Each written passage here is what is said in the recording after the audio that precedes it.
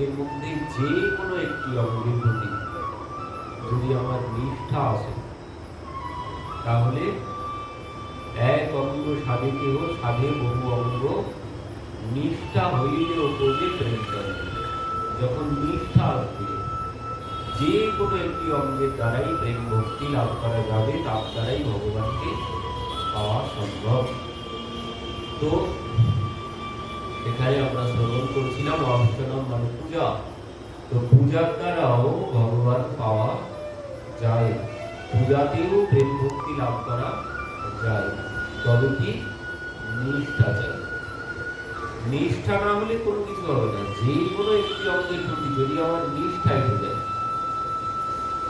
এখানে নবদা ভক্তি অঙ্গ মানে 9টি পথ, যে কোনো একটি পথে আমি গন্তব্যস্থলে যেতে পারবো, কিন্তু নিষ্ঠা। মাঝখানে হাল ছেড়ে দিলে চলবে না। আমরা গত প্রসঙ্গে শ্রবণ করলাম সেই চন্দ্রহাস, সে রাজপুত্র হয়ে পরবর্তীতে দাসী পুত্র হয়ে গেল। পরবর্তীতে দেবর্ষি নারদের কথায় দেবর্ষি নারদ এসে দীক্ষা দিয়ে গেলেন, আর উপদেশ কি করলেন? ওই পূজার উপদেশ করলেন।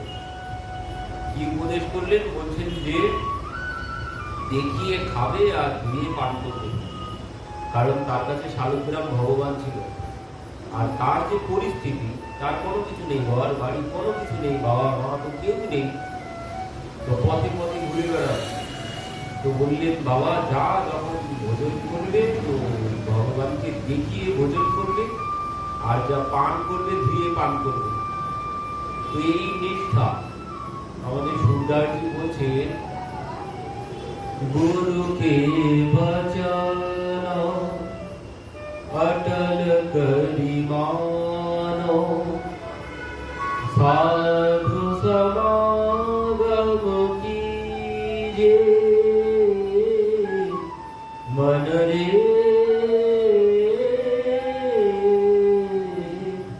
कृष्ण नाम कह लीजे, बाके बिहारी कह लीजे। तो की বলছেন গুরুকে বাঁচানো অটল করি মানো। গুরুর কথা অটল ভুলে গেলে চলবে, গুরুর কথা যেন টলে না যায়। তো প্রতিদিন যখনই যা ভোজন করত, তখন তার নিয়ম সে পালন করত। প্রত্যেক দিন ভগবানকে না দিয়ে কোনো কিছু সে ভোজন করত না।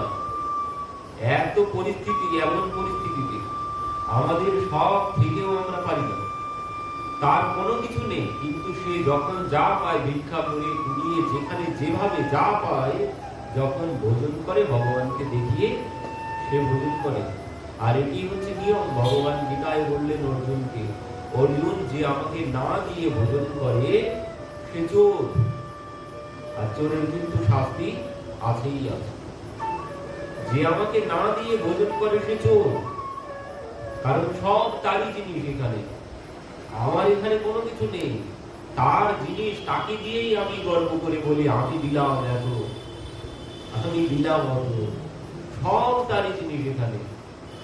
আমি এখানে কোনো কিছু সৃষ্টি করিনি, আমি সব তার জিনিস দিয়েই চলছি, আর তার জিনিস তাকে দিয়েই নিজে অহংকার করে বলছি আমি এই দিলাম, আমি সেই দিলাম, আমি ওই দিলাম। তো ভগবান বলছেন অর্জুন, যে আমাকে না দেয় সে চোর, সে চুরি করে। তো এই উপদেশ দেবর্ষি নারদ তার শিষ্যকে দিলেন। তো সেই শিষ্য এমন গুরুকে বচন অটল করি মান, এমন অটল ভাবে সেই বাণী গুরুদেবের কথা তিনি মেনে নিয়েছেন, তার জন্য কি হলো, মৃত্যুর আগে গুরুদেব অনেক উপদেশ করেছেন। পূজার যে বিধান আছে, নারদ পঞ্চরাত্র বিধিতে সেখানে আছে সমস্ত বিধান। দেবর্ষি নারদ যা যা উপদেশ করেছেন, প্রথম উপদেশ সাধু সঙ্গ দর্শন করলেই প্রণাম করতে হবে। তো সে কি করেছিল, তাকে মারতে এসেছেন তিনজন, তো তারা কিভাবে এসেছে? সাধু সেজে এসেছে। সাধু দর্শন করেই সে তাকে গিয়ে প্রণাম করেছেন। তো পরবর্তীতে আমাদের যে অর্চনের পরে যে নবদা ভক্তি অঙ্গের মধ্যে বন্দনম, বন্দনম, তো বন্দনম হচ্ছে নমস্কার। এর মধ্যে এটিও আছে প্রণাম। বন্দন ভক্তি মানে প্রণাম করা, সাধু সন্ত ভগবানকে প্রণাম করা, এটিও ভক্তি অঙ্গের একটি অঙ্গ। আর এর দ্বারাও প্রেম ভক্তি লাভ করা যাবে প্রণামের দ্বারা। তবে বিধি বিধান অনুযায়ী প্রণাম করতে হবে, যেভাবে সেভাবে প্রণাম করলে চলবে না। আমরা তো আমাদের কোনো প্রণামের কোনো সিস্টেমই নেই, দাঁড়িয়ে দাঁড়িয়ে এক হাত দিয়ে নানান রকম ভাবে আমরা প্রণাম করি। প্রণামের একটা বিধান আছে। তো প্রণামের মধ্যে দেখুন, একটি হচ্ছে পঞ্চাঙ্গ প্রণাম আর একটি সাষ্টাঙ্গ প্রণাম।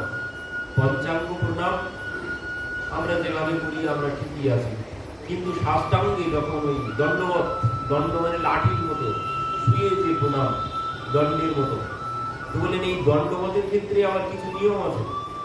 যেমন মায়েরা দণ্ডবত করতে পারে না, একমাত্র পুরুষের বেলায় এই দণ্ডবত আছে।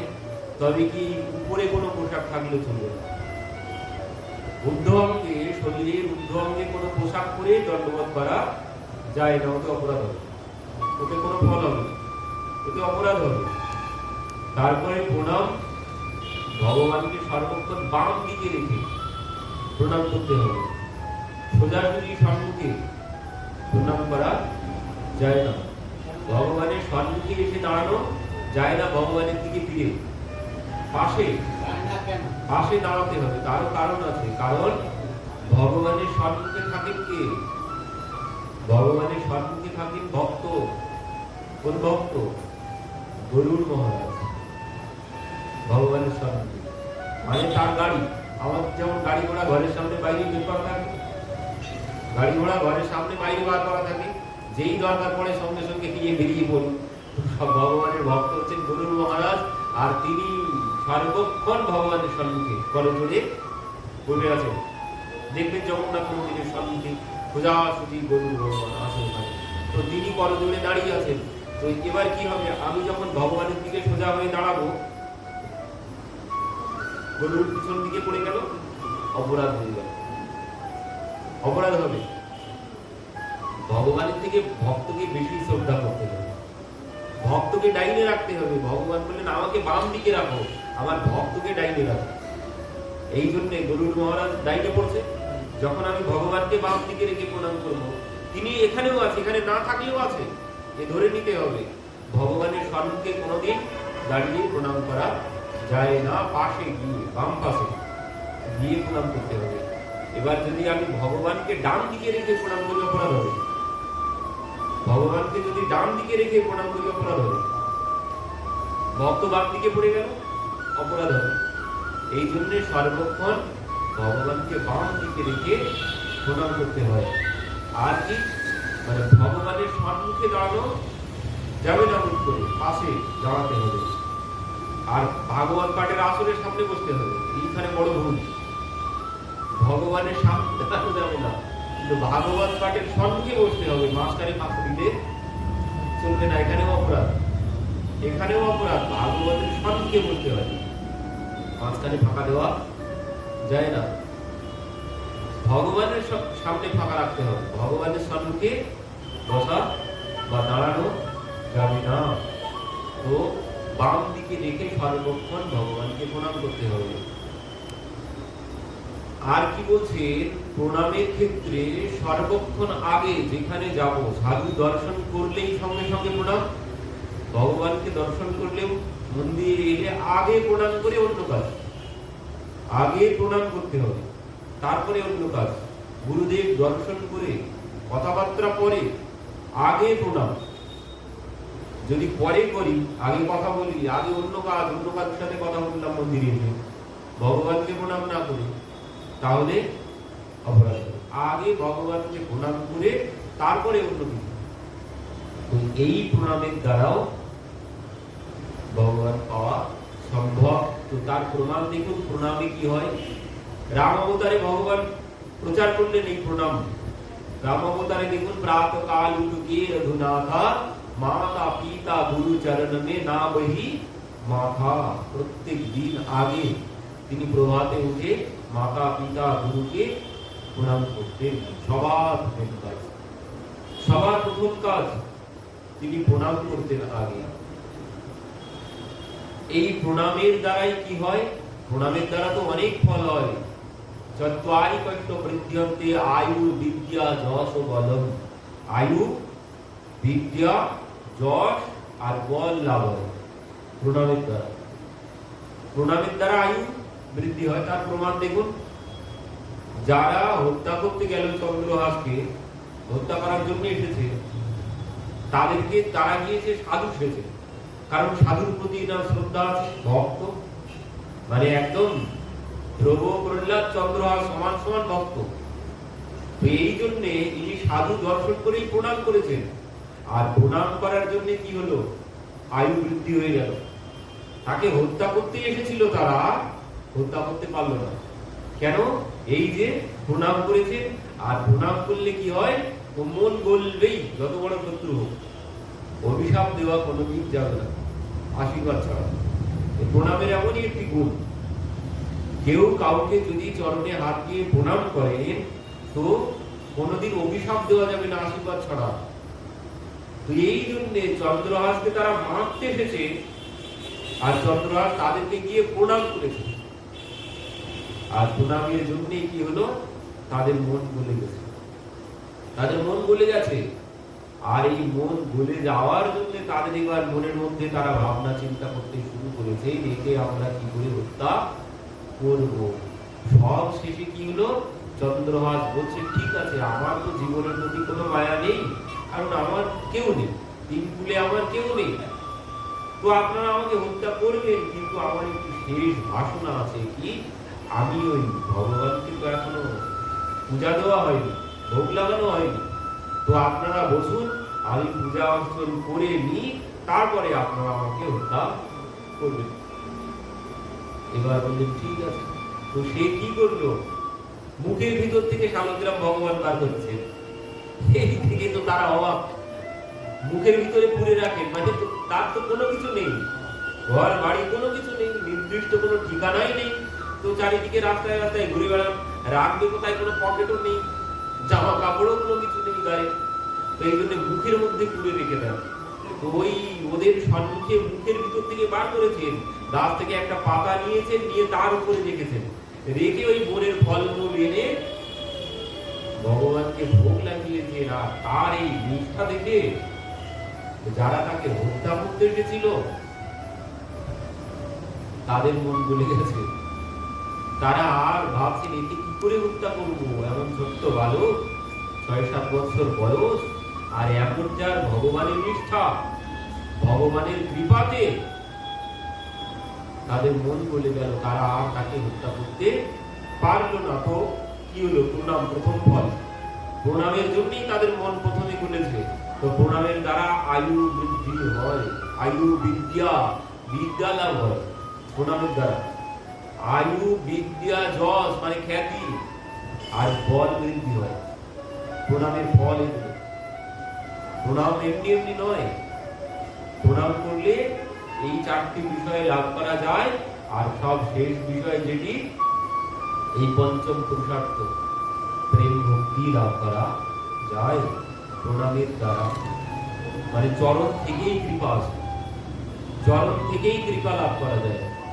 এই জন্যে চরণ থেকেই কৃপা লাভ করা যাবে। গুরু বৈষ্ণব সাধু গুরুর চরণে যদি আমি পড়তে পারি, অভিমান ত্যাগ করে, প্রণামের বিধান ভাগবতে আছে কিভাবে প্রণাম করতে হবে। প্রণাম আবার কি? অনেকে বিচার আচার করে প্রণাম করেন, কোনো বিচার আচার চলবে না। রাস্তাঘাটে সাধু সন্ত দর্শন করলেই সঙ্গে সঙ্গে ওই যদি মাটিতে কাদাও থাকে নিচে, ও সমস্ত বিচার করা যাবে না, তাহলে হবে না।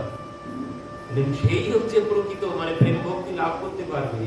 সাধু সন্ত দর্শন করলেই ওই চারিদিকে কে দেখছে না দেখছে কোনো কিছু বিচার করবেন না। আর সম্মুখে কি আছে, কাদা মাটি কি আছে, ওই সমস্ত আমার পোশাক নষ্ট হয়ে যাবে, কেউ আমাকে উপহাস করবে, আমি এত বড় ব্যক্তি, আমি প্রণাম করছি একজনকে, এই যদি নানান রকম চিন্তা ভাবনা এসে যায়, তাহলেও প্রণামে কোনো লাভ হলো না। প্রণামে তখনই লাভ হবে যখন কোনো স্থান, কাল, পাত্র কোনো কিছু বিচার করবো না, সাধু দর্শন করেছি তো সঙ্গে সঙ্গে প্রণাম। এবার চরণে ওই হাত না দিলেও আমি সম্মুখে তো প্রণাম করবো। এবার হাত দেওয়ার নিয়ম আছে। হাত ডান চরণ মানে ডান হাত ডান চরণে দিতে হবে, বাম হাত বাম চরণে দিতে হবে। এইভাবে সোজাসুজি নয়, সোজাসুজি চরণে স্পর্শ করা যাবে না, এইভাবে স্পর্শ করতে হবে। ডান হাত দিয়ে ডান চরণ, বাম হাত দিয়ে বাম চরণ। এইভাবে প্রণাম করলে তার দ্বারাও আমি আয়ু, বিদ্যা, যশ লাভ হবে। আর সবশেষে পঞ্চম পুরুষার্থীয় প্রেম ভক্তিও লাভ হবে এই প্রণামের দ্বারা। আর এই প্রেম ভক্তি হচ্ছে সর্বশেষ বিষয়, যার পরে আর কোনো কিছু নেই। ব্যাসদেবজি কলম ভেঙে ফেলেছিলেন ভাগবত রচনার পরে, কারণ এই শেষ, এরপরে আর কোনো কিছু দরকার নেই। তিনি কলম ভেঙে ফেলে দিয়েছিলেন যে আর আমাকে কোনো কিছু লিখতে হবে না, এর দ্বারাই জগতের কল্যাণ হবে। 17টি পুরাণ হয়ে গেছে, মন খারাপ, কিন্তু যখন ভাগবত রচনা হয়েছে তখন তিনি শান্তি পেয়েছেন। কেন? এই ভাগবত হচ্ছে প্রেম ভক্তির গ্রন্থ। এতদিন তিনি যা যা রচনা করেছেন কোথাও প্রেম ভক্তি নেই, একমাত্র প্রেম ভক্তি ভাগবতে আছে। ভাগবতেই একমাত্র প্রেম ভক্তি আছে। এই জন্য ব্যাসদেবজি শান্ত হলেন এবার, যে এই ভাগবতেই কলির জীবের কল্যাণ হবে, আর আমাকে কোনো কিছু লিখতে হবে না। কলম ভেঙে তিনি ফেলে দিলেন। তো সেই মানে এই শেষ, এরপরে আর কোনো কিছু প্রয়োজন নেই। তো সেই বিষয় হচ্ছে প্রেম ভক্তি। প্রেম ভক্তি হচ্ছে সর্বশেষ, পঞ্চম পুরুষার্থ। এরপরে আর আমাকে কোনো কিছু প্রয়োজন হবে না আমার কল্যাণের জন্য। তো সেই পঞ্চম পুরুষার্থ প্রেম ভক্তি। আর প্রেম ভক্তি তো লাভ করতে পারলেই ভগবান তো বলেই দিয়েছেন, আমি তার হৃদয়ে গিয়ে ভৈরবী নিজ লোকম সর্বথাত বিহায় প্রবিশতি হৃদি দেশাম ভক্তি সূত্রপনদ্য। বলছেন আমি তার হৃদয়ে গিয়ে বাস করি, যার হৃদয়ে প্রেম ভক্তি আছে। আমি আমার নিজের ধাম সর্বথাত বিহায় সম্পূর্ণরূপে পরিত্যাগ করে তার হৃদয়ে গিয়ে বাস করি, যার হৃদয়ে প্রেম ভক্তি আছে। এই জন্যে এই প্রেম ভক্তি হচ্ছে সর্বসাধ্য সার। মহাপ্রভু বললেন ইহ হয়, এতক্ষণ পরে ফিরেছেন, ইহ হয়, এর আগে সব বলেছেন ইহবাজ্য, আগে কহ আর। কিন্তু যেই প্রেম ভক্তি বললেন তখন বললেন ইহ হয়, তুমি আগে বলো। তো এই জন্য এই প্রেম ভক্তি লাভের মহাপ্রভু বলছেন, এখানে মহাপ্রভু বলছেন এই প্রেম ভক্তি লাভের উপায়। মহাপ্রভু রামানন্দাচার্যজির শিষ্যদেরকে উপদেশ করছেন যে শ্রবণ কীর্তন হইতে কৃষ্ণে হয় প্রেমা, সেই পরম পুরুষার্থীয় পুরুষার্থ সীমা। মহাপ্রভু বলছেন শ্রবণ কীর্তন হইতে হয় কৃষ্ণ প্রেমা, শ্রবণ কীর্তনের দ্বারা প্রেম ভক্তি লাভ করা যায়। আর সেই পরম পুরুষার্থীয় পুরুষার্থ সীমা, এই হচ্ছে পুরুষার্থ। মানে ওই যে ধর্ম, অর্থ, কাম, মোক্ষ, চতুর্পুরুষার্থ। আর মহাপ্রভু বললেন এই হচ্ছে পুরুষার্থের সবশেষ সীমা, পঞ্চম পুরুষার্থীয়, যেটি হচ্ছে প্রেম ভক্তি। এই প্রেম ভক্তি লাভ করতে হবে। তো সেই প্রসঙ্গে মহাপ্রভু শ্রবণ করাচ্ছেন এখানে, বলছেন এই প্রেম ভক্তি পাওয়া যাবে শ্রবণ কীর্তনের দ্বারা। আর তার প্রমাণ বললেন ভাগবতে, সেই প্রহ্লাদ মহারাজ বলেছেন নবদা ভক্তি অঙ্গে শ্রবণ কীর্তনের কথা। তো সেই নবদা ভক্তি অঙ্গের মধ্যে বন্দন ভক্তি, বন্দন মানে নমস্কার বা প্রণাম। তো প্রণামের দ্বারাও প্রেম ভক্তি লাভ করা যাবে। আমরা পরবর্তীতে কি বলছে, দাস্যম, আমি কৃষ্ণ দাস, দাস্যম, এর দ্বারাও প্রেম ভক্তি লাভ করা যাবে। যিনি দাস, কারণ দাস না হলে সেবা হবে না। জীবের স্বরূপ হয় নিত্য কৃষ্ণ দাস। তো দাস না হলে সেবা সম্ভব নয়। সেবা তখনই, সেবা ভাব তখনই আসবে যখন নিজেকে দাস ভাববো, তখনই আমি প্রভুর সেবা করতে পারবো। আর যদি নিজেকে মালিক ভাবি, আমার সেবা করবো, আমি কি সেবা করবো, আমি মালিক, আমার সেবা করো। তো মালিক ভাবলে চলবে না। আমাদের একটা বড় ভুল হয়, কেউ যদি এসে মঠ বা মন্দিরে গিয়ে জিজ্ঞাসা করে এই মন্দিরের মালিককে, আমরা বলেই দিই আমি মালিক। যিনি আছেন মন্দির পরিচালন কমিটিতে তিনি বলেই দেন আমি মালিক। এমনই হয় সব মন্দিরে, মঠে গিয়ে যেই মন্দিরের মালিককে বলে আমি মালিক, আমার সাথে বলুন, কি দরকার আমার সাথে বলুন। না মালিক না হলে বলবো না আমি মালিক, আমার সাথে বলুন আপনার কি দরকার। তাহলে কি উনি চাকর দাঁড়িয়ে আছে? উনি চাকর দাঁড়িয়ে আছে, আমি মালিক তো। এই হচ্ছে বড় ভুল, খুব বড় অপরাধ। যদি ওদিকে মালিককে দাঁড় করিয়ে রেখে আমি বললাম আমি মালিক, আমার সাথে বলুন কি দরকার, তাহলে কিন্তু বড় অপরাধ হয়ে যাবে। তো আমরা মালিক সাজতে ভালোবাসি, আমরা মালিক সাজতে ভালোবাসি, কিন্তু মালিক তো তিনি। তাহলে ওনাকে কি জন্য বসিয়েছি? উনি তাহলে কে? আমি যদি মালিক হই, তো মালিক আমি না, আমি দাস। এই চিন্তা সর্বক্ষণ মাথায় রাখতে হবে। এই একটু একটু বিষয়ই অপরাধ হয়ে যাবে। আমি যদি মন্দিরে থেকে আমি যদি বলি আমি মালিক মন্দিরের, তাহলে কিন্তু বড় অপরাধ হয়ে যাবে। আমি মন্দিরে থেকে বলে দিচ্ছি আমি মালিক, তাহলে অপরাধ হবে। এই জন্য এইগুলো খুব মাথায় রাখতে হবে। আমরা ভুল করি, অনেকেই বলে ফেলে যে আমি মালিক। তো দাস না হলে কোনোদিন সেবা হবে না। দাস হতে হবে, নিজেকে তার দাস ভাবতে হবে। আমি তার দাস, আমি তার সেবক, তো তখনই হবে সেবা। তা না হলে সেবা সম্পূর্ণ হবে না। পরবর্তীতে কি বলছেন, দাসনের পরে বলছেন সত্যম। তো বললেন দাসের সেবা থেকে সখার সেবা আরো শ্রেষ্ঠ। দাস সম্পূর্ণরূপে সেবা করতে পারে না, কিন্তু সখা আরো ভালো করে, মানে দাস আর প্রভুর সাথে একটা দূরত্ব আছে। দাস কোনোদিন প্রভুর আসনে প্রভুর সমসম করতে পারে না, এই জন্য সে সম্পূর্ণরূপে সেবা করতেও পারে না।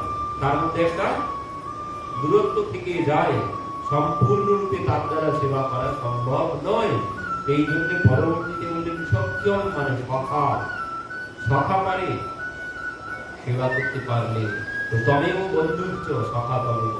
তো তার সাথে যদি সখ্য ভাব আমি স্থাপন করতে পারি, তাহলে দাসের থেকেও আমি যদি তার সাথে সখ্য ভাব স্থাপন করতে পারি, তাহলে আরো বেশি ভালোভাবে তার সেবা করতে পারবো।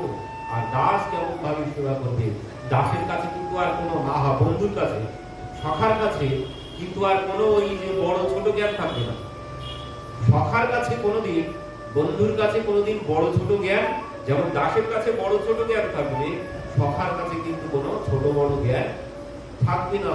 সে ভাববে আমারই মতো। সখারা সব কি বলতো, তুই কোন বড় লোক, তুই আমি সম, আমরা সমান, তুই আর আমি সমান।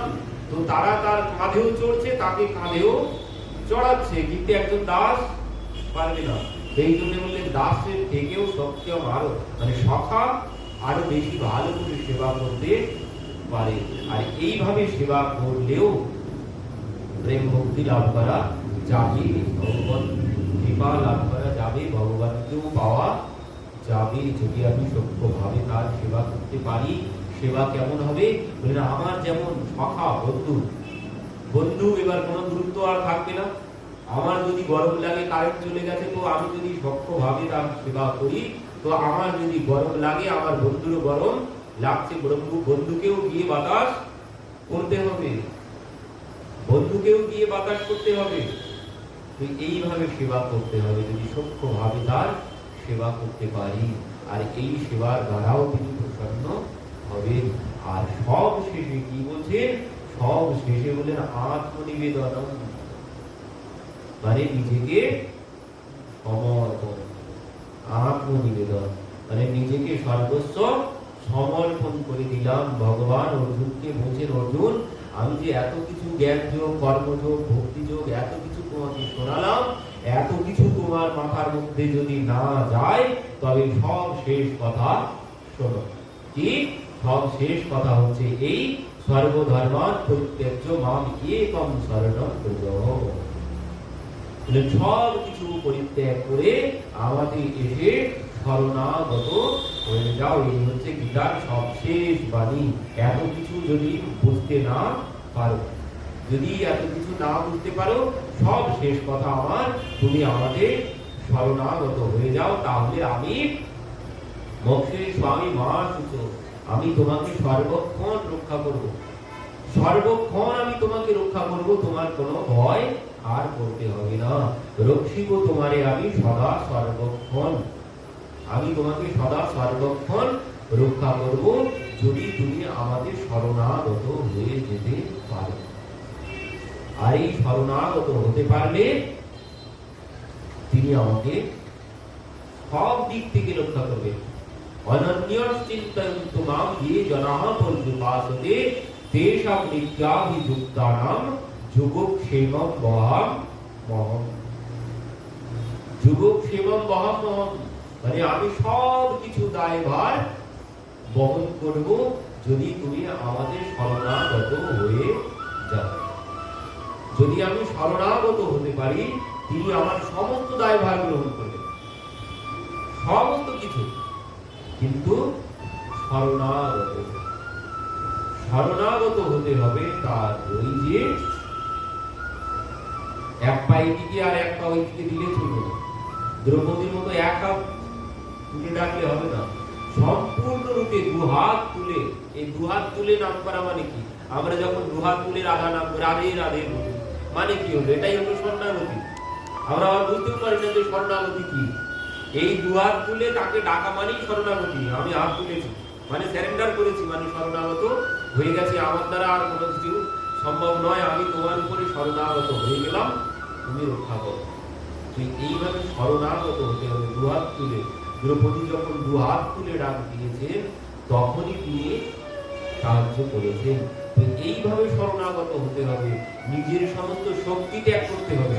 শুকনো কাষ্ঠের মতো, শুকনো কাষ্ঠের মতো। যেমন শুকনো কাষ্ঠ, তার কোনো বল আছে, তার কোনো শক্তি আছে? শুকনো কাষ্ঠ যদি জলে ভাসে, তাহলে কি হবে? ওইভাবে স্রোত যেভাবে নিয়ে যাবে, ও সেইভাবেই ভাসতে থাকবে। নিজস্ব কোনো শক্তি তার নেই। তো অমন, ওর নাম শরণাগতি। অমন হতে হবে, নিজের সমস্ত শক্তি সব পরিত্যাগ করতে হবে, শুকনো কাষ্ঠের মতো। এমন ভাবে যদি শরণাগত হতে পারি, তাহলে তিনি আমাকে রক্ষা করবেন। একজন ভক্ত ছিলেন, তার কাজ কি? ওই শুধুমাত্র বাড়িতে বসে বসে ভাগবত পাঠ করেন, নিজে নিজে, কোথাও বাইরে যান না, বাড়িতে বসে বসে পড়াশোনা করে, ভাগবত পড়ে সর্বক্ষণ বসে বসে। তো একদিন কি হয়েছে, পরবর্তীতে তিনি বিবাহ করেছেন, বাবার সম্পত্তি আছে, বিবাহ করেছেন। তো এবার কি হয়েছে, ওই বিবাহের পর কাজকর্ম করে না। বাবা বলছেন, দেখ আমি আর কিছু দিতে পারবো না, বিবাহ করেছি, আলাদা হয়ে যা, গিয়ে এবার কাজকর্ম কর, করে সংসার চালা। তো এবার বিবাহ করেছে, কিছুদিন পর এবার আর সংসার করে না। তো বাড়িতে একদিন ভিখারি এসেছে, এমন পরিস্থিতি, তো ভিখারিকে ভিক্ষাও সে দিতে পারছে না। তো তার পত্নী ভিক্ষা দিতে পারেনি। তো তিনি বাড়িতে ছিলেন না, বাড়িতে এসে পত্নী গালি দিচ্ছে পতিকে, আমি তোমার সংসার করবো না, আমি চলে যাব। আর ভিখারি এসে ফিরে গেছে, কোনো কিছু নেই বাড়িতে, দিতে পারিনি। আর তুমি সর্বক্ষণ ওই ভাগবত নিয়ে বসে থাকো, রাখো তোমার ভাগবত। বাড়ি থেকে ছুঁড়ে ফেলে বার করে বাইরে ছুঁড়ে ফেলে দিয়েছে, ভাগবত বের করে বাইরে ছুঁড়ে ফেলে দিয়েছে। তুমি সর্বক্ষণ কাজকর্ম করো না, এই ভাগবত নিয়ে পড়ে থাকো, ও তোমার সংসার করতে হবে না, আমি চলে যাবো। ভাগবত ছুঁড়ে বাইরে ফেলে দিয়েছে। তো তিনি বললেন, ঠিক আছে, কি আর করবো। তো সেই ভাগবত নিয়ে চলে গেছেন রাস্তায়, বাইরে চলে গেছেন। এমন সময় কি হয়েছে, ভগবানকে বলছেন গাছতলায় বসে বসে, সেই ভাগবত বলে নিয়ে, প্রভু আমার তো কোনো কিছু করার শক্তি নেই, আমি তো কোনো কিছু করতে পারবো না, আমি তো কোনো কিছু করতে পারবো না। তুমি যে বলে রেখেছো যে তোমার উপরে ভরসা করে, তুমি তো তাকে রক্ষা করবে। আজ ভিখারি এসে ফিরে গেছে, এতদিন যে আমি ভাগবত অধ্যয়ন করছি, তাহলে তার পরিণাম এই, তার পরিণাম কি এই হলো? এদিকে কি হয়েছে, ছোট্ট ছোট্ট দুইটি বালু, 10-12 বছর বয়স, তারা দুইজন কি করেছে, ওই বড় বড় পাত্র গামলা ভর্তি করে চাল ডাল তরি তরকারি একজন নিয়েছেন মাথায় করে, আর একজন নিয়েছেন হিরে মণি মুক্তা স্বর্ণের মোহর নিয়ে আর একটা পাত্র নিয়ে দুইজন মাথায় করে ওনার বাড়িতে গিয়ে ওনার পত্নীর কাছে গিয়ে উপস্থিত। বিয়ে বাড়ির সম্মুখে দাঁড়িয়ে বলছেন, গৃহে কেউ আছেন? সঙ্গে সঙ্গে ওনার পত্নী বাইরে এসেছেন। এই বলছেন, কি হয়েছে বাবা? বলছে, মালিক আমাদেরকে পাঠালো। মালিক আপনাদেরকে পাঠালো মানে? তোমাদেরকে পাঠালো মানে? তোমাদের মালিক কে? কেন? আপনার প্রতিদেবতা তোমাদের মালিক? বলছেন, হ্যাঁ। আসলে কি হয়েছে শুনুন, আমরা আপনার প্রতিদেবতা যে বাড়িতে কাজ করেন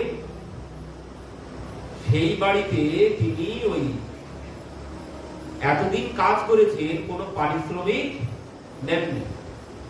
তো তিনি বলেছিলেন, তার মানে তার মালিক, ওরা আপনার পতির মালিক বলেছিলেন, অনেকবার দিতে চেয়েছিলেন পারিশ্রমিক, তো তিনি নেননি। কেন? বলছেন, আমার পিতার তো কোনো অসুবিধা নেই, আমাকে কোনো কিছু দিতে হবে না, যদি কোনো বিপদে কোনো সময় পড়ি তো আপনি সব একসাথে দেবেন।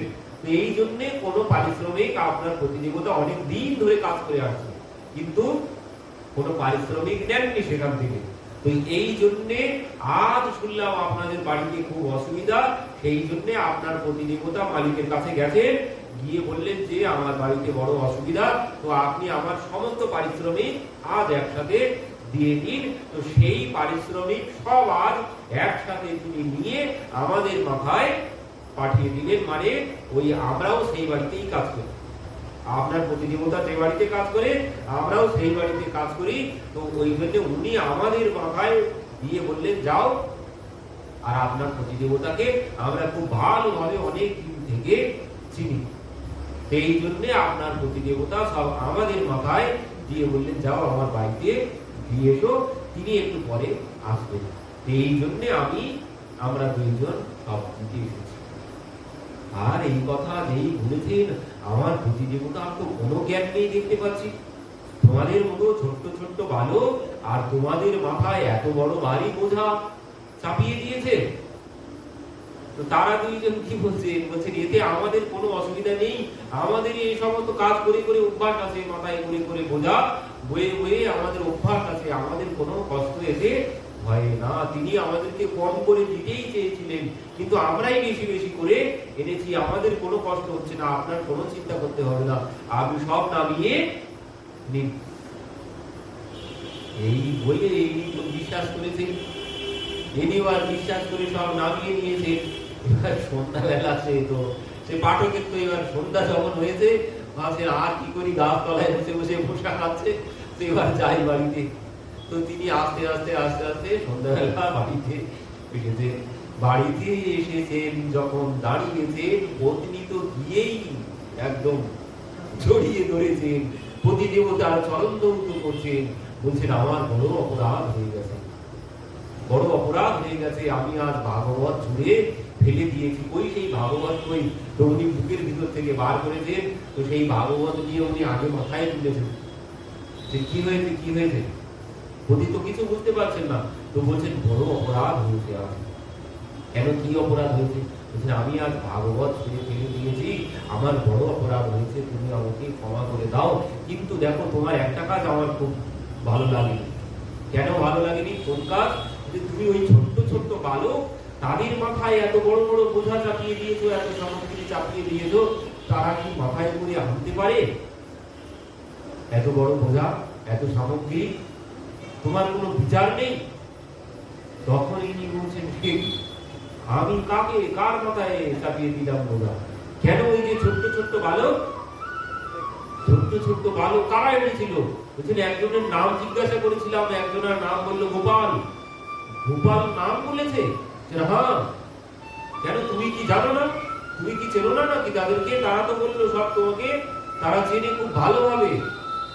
তো বলছেন, কই দেখি তো, কি দিয়ে গেছে তারা? তখন ঘরে গিয়েছেন, গিয়ে দেখছেন ওই হিরে মণি মুক্তা স্বর্গের মোহর, চাল ডাল তরি তরকারি সব। এই দেখে বলছেন, এই কোথা থেকে এলো? বলছেন, কেন, তুমি তো পাঠিয়েছো, তোমার মালিকের কাছ থেকে তুমি যার বাড়িতে আগে কাজ করতে তার কাছে নাকি তুমি কোনোদিন পারিশ্রমিক নাওনি, তো আজ নাকি সব পারিশ্রমিক একসাথে নিয়েছো, নিয়ে সব সামগ্রী কিনে তুমি ছোট্ট ছোট্ট বালক দুইজন তাদের মাথায় দিয়ে পাঠিয়ে দিয়েছো বাড়িতে।